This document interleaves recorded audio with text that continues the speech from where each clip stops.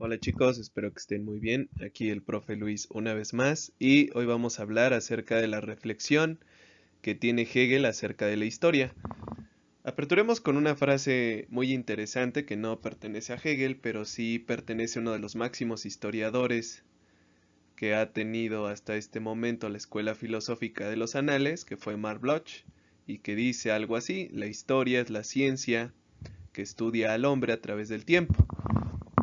Hegel tenía una concepción similar a esta. A pesar de que Hegel vive muchos años antes que él, se da cuenta que la historia no es un proceso lineal, sino más bien es un proceso evolutivo, en donde puede haber picos, en donde puede haber depresiones, y que éstas se sustentan en la actitud, en la pasión, en la razón que desencadenan los seres humanos dentro de los acontecimientos históricos.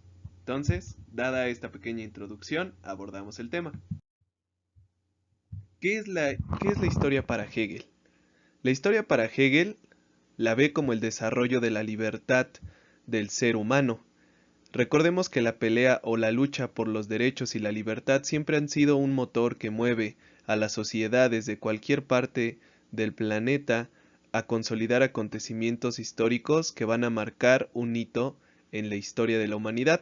Ejemplo, la Revolución Francesa; ejemplo, la aparición de la República en Roma; ejemplo, la consolidación del Imperio Macedonio en Grecia y posteriormente el gran imperio de Alejandro Magno; la conquista de los hispanos con respecto a los mesoamericanos; las independencias americanas; las revoluciones del siglo XIX; las revoluciones del siglo XX, todas ellas encaminadas al desarrollo de la libertad individual del individuo.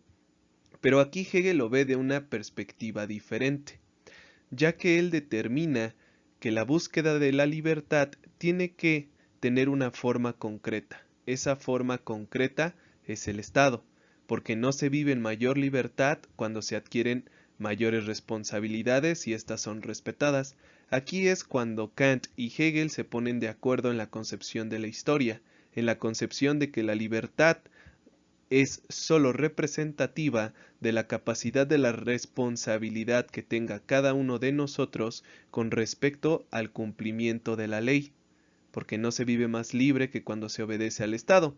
Aquí ya tenemos una concepción seminacionalista que en el siglo XIX va a ser característica de la filosofía, pero en este momento no nos metemos en esos argumentos. También ve a la filosofía y a la historia en una tipo analogía.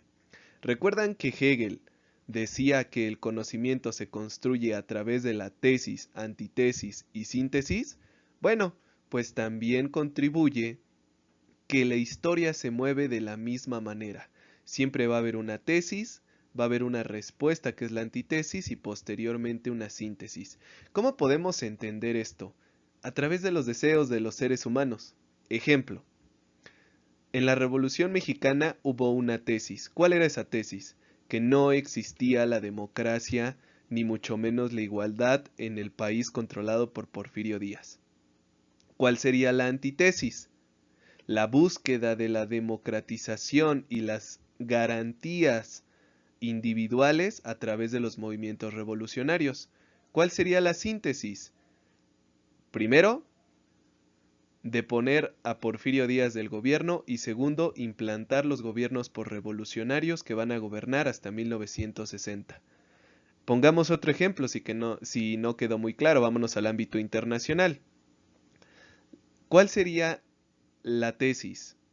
La crisis económica de 1929. La antítesis, la necesidad de reaperturar los sectores económicos a través de la industria armamentística. La síntesis, el desencadenamiento de la Segunda Guerra Mundial. Funciona más o menos así la historia, esta historia proceso que implanta Hegel y que posteriormente Marc Bloch va a retomar. Por eso es tan importante este filósofo para nosotros. ¿Cómo se determina la historia según Hegel? ¿Alguna vez han dicho o han escuchado, híjole, es que actué sin pensar? Ah, es que no estaba utilizando la razón. Hegel nos dice que eso no existe, que en todo momento el ser humano utiliza la razón. Y de hecho la historia se determina a través de dos grandes procesos. Por una parte, todas las acciones que pertenecen al curso de la razón, y por otra, las acciones que pertenecen a las astucias de la razón. Estas astucias de la razón son los deseos, son los impulsos, son las pasiones. Por eso cuando ustedes dicen, no, profe, es que actúe sin razón, no, sean mentirosos. Hegel les decía, no mientan, ¿sí? O sea, sí utilizaron la razón, pero no como deberían. También Hegel determina que la historia es un plan divino llevado por las astucias de la razón y por la razón en sí. Recuerden que Hegel tiene todavía muy impregnado dentro de su filosofía el concepto de espiritualidad o espíritu absoluto. La evolución histórica es para Hegel una analogía con respecto a las culturas más importantes en el siglo XVIII. Para él, la infancia está representada por todas las naciones de Oriente, porque recuerden que para ese entonces las naciones de Oriente estaban ya en un proceso de colonización por parte de las potencias europeas, y él las veía como la infancia. En esa infancia, la libertad solo le pertenece al déspota y se vive en un sistema patriarcal. Por eso es que dice infancia, porque la libertad apenas se está gestando, apenas está surgiendo, y solo unos son capaces de obtenerla. Después viene la juventud vista por Hegel y representada por Grecia. Para Hegel, Grecia representa una hermosa libertad en donde las artes, la filosofía, la cultura, las ciencias tuvieron un florecimiento increíble. Por eso es que él la determina como hermosa libertad. En donde, desafortunadamente por eso no es la ancianidad, en donde aún existían los esclavos y la libertad solo era para algunos, por consiguiente, solo para los ciudadanos. Después va a llegar la edad viril, o lo que nosotros determinamos como adultez, y esta es representada para Hegel por Roma, porque recuerden que con Roma se da este concepto de universalidad de las leyes, en donde todos los ciudadanos empiezan a dictaminar sus acciones a través del Estado. Por consiguiente, representa la edad viril, esa edad donde la humanidad consolida aún mayor su eficacia, pero también su interpretación del cumplimiento de las leyes. Por último, vamos a tener la edad adulta avanzada o la ancianidad. Entiéndase la ancianidad no como la decadencia, porque Hegel no lo ve así.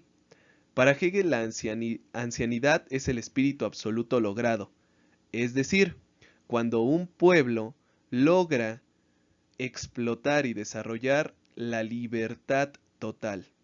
Para Hegel esa libertad total estaba ejemplificada en el imperio sacro germánico, porque él intuía que durante esta época los pueblos germanos, a través de la implantación del cristianismo, que, dato curioso, Hegel veía como única religión viable, como verdadera, habían logrado o había ayudado a consolidar la libertad para todos los germanos. Es una visión bastante optimista, por eso se dice que la filosofía de Hegel es una filosofía optimista, característica del mundo moderno.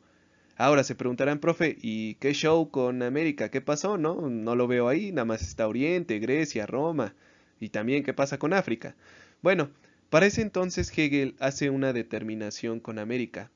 América la ve como el futuro, un futuro en donde se van a enfrentar los intereses de los norteamericanos con los sudamericanos. Es decir, era un campo, todavía un campo, un terreno a explorar. Era el anhelo todavía de ese nuevo mundo que se iba a consolidar.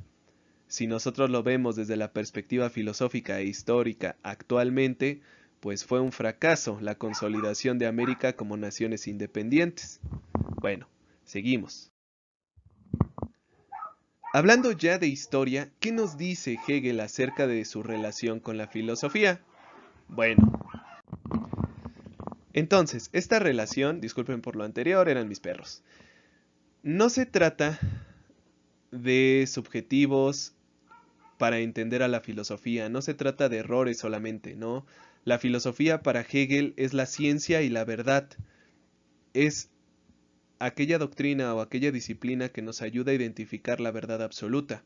Ahora, también cabe destacar que comprende que en esta búsqueda de la verdad absoluta se cometieron errores. Esos errores están determinados por las parcialidades de cada una de las ramas de la filosofía, pero tampoco abunda en el hecho de que un error sea completamente un acto equívoco, sino que nos representa que las parcialidades poco a poco construyen una verdad absoluta, es decir, como si construyéramos una pirámide, cada ladrillo es una parcialidad y posteriormente cuando se culmina ya es una verdad absoluta.